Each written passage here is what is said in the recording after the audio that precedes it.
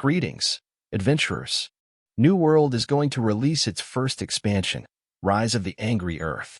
It launches on October 3rd, and in this video, we will explain what is included in the next chapter and what everyone gets for free in Season 3.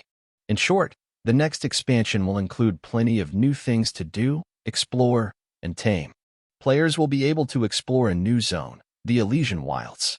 Lush green zone, with dangerous spores, animals, and creatures that can glow in the dark, all while trying to figure out the story behind the fall of First Light. Within the harsh lands of the Elysian Wilds, there is a new expedition, the Savage Divide. New level 62+ expedition where you track down the primordial beast lords before chaos emerges from the depths of Aeternum. Complete it, and you will be able to unleash your inner beast with the new Aeternum, primal fury to deal unarmed light and heavy attacks on enemies. The next chapter will also include a long-requested feature, mounts. Summon a mount for faster traversal across Aeternum.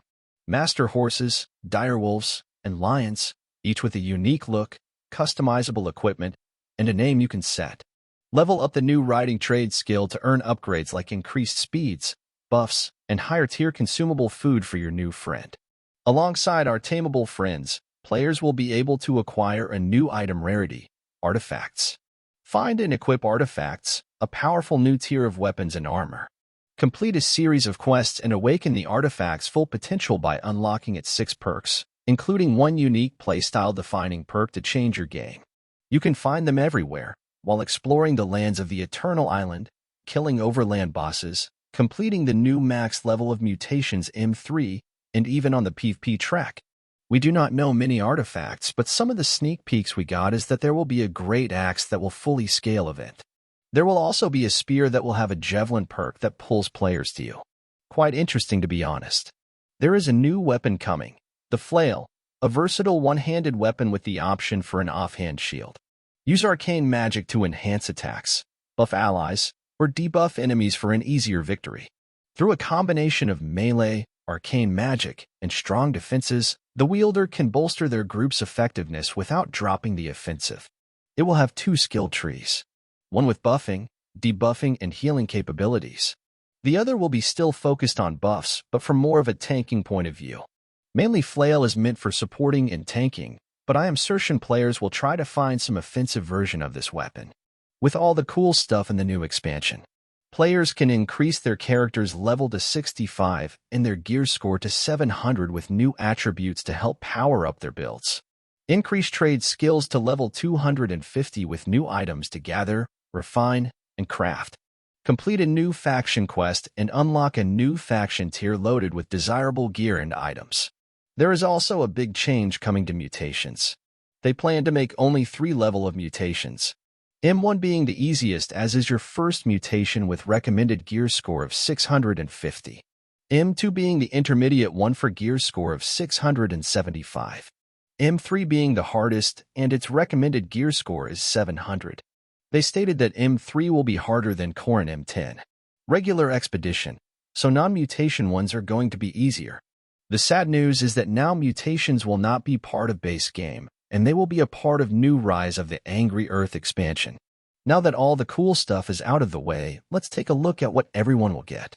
With Season 3 coming, everyone with the base game will get a season pass with a new season journey, a new activity card, new challenges, and new rewards. There is also a change to open-world PvP with the introduction of new influence towers where you strike down enemy factions in open-world combat for territorial supremacy.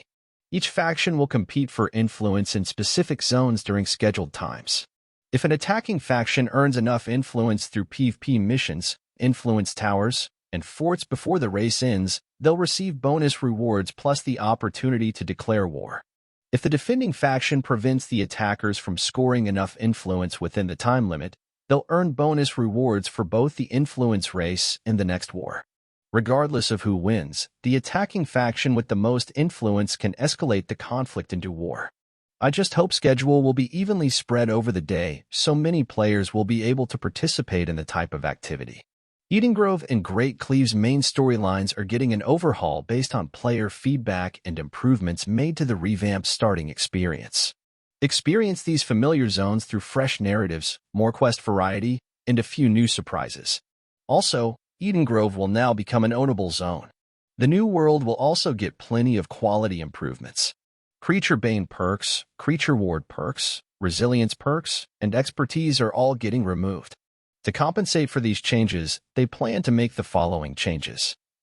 For Banes, they are the base damage of magic and ranged weapons in PvE, making them more effective alternatives to melee options against multiple enemies. For Wards, they are making adjustments on the AI and encounter side to account for the removal of their defensive and offensive benefits.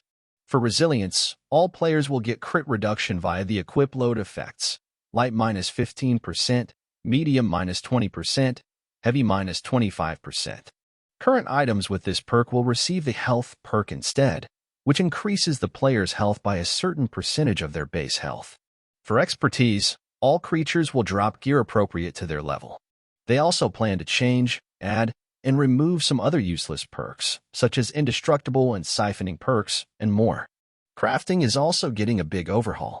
Currently, you have to gamble to get the best slot gear by trying to roll desired perks and gear scores. With not completely known changes coming, we will be able to craft the exact items we want. That means that with the appropriate setup of gear, trophies, food buffs, and town buffs, we will be able to craft 700 gear score gear with perfect perks. This kind of power will come at a cost. We will need to spend more material to craft these best items. For more information on how this works and how it looks like, we will need to wait for PDR. To summarize it all, New World is adding the biggest update to the game to date. I believe that with the news of these main features, we are just scratching the surface of what is to come. Honestly, I cannot wait to see what the future of the New World will bring. Thank you for watching, adventurers, and if you liked this video, consider dropping a like and subscribing for more guides, news, and some fancy PvP montages.